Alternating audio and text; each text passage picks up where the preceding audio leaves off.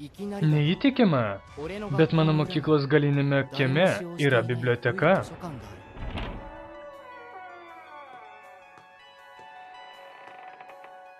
Niekas nežiūri.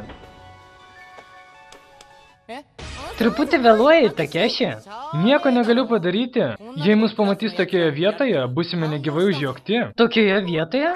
Daug nuostabių merginų varžosi dėl pasimatymo su manimi. Kokio dar pasimatymo? Geriau nesusikirskitume teste. Tau padedu mokytis tik todėl, kad mes draugai nuo vaikystės. Štai kodėl sutikau ateiti čia po pamokų. Dabar tau aišku? Aišku, atleisk. Pradėkime mokytis. Visą tai? Čia nedaug. Pradėkime. Geriau nebūčiau prašęs tavo pagalbos. Kas čia? Tai mano. Kažkokia korta? Taip, tai korta iš žaidimo, kuris vadinasi Weiss-Schwarz. Weiss-Schwarz?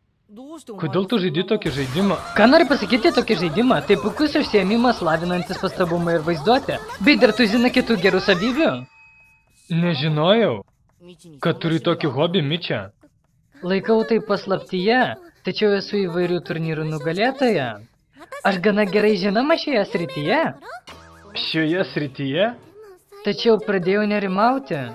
Nerimauti? Manau, esu per stipri ir jau pavargau nuo dvikovų. Norėčiau, kad mane kas nors nugalėtų. Nugalėtų? Paklausyk. Kas? Niekam nesakyk, kad esu nuostabi dvikovininkė ir galiu juos sutriuškinti kaip vabalus. Argi aš nepanašiai tokia? Ach, taip.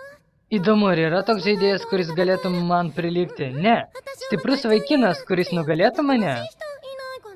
Stiprus vaikinas kortų žaidime?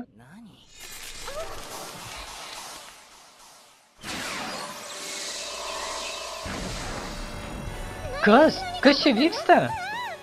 Mičia! Takeshi!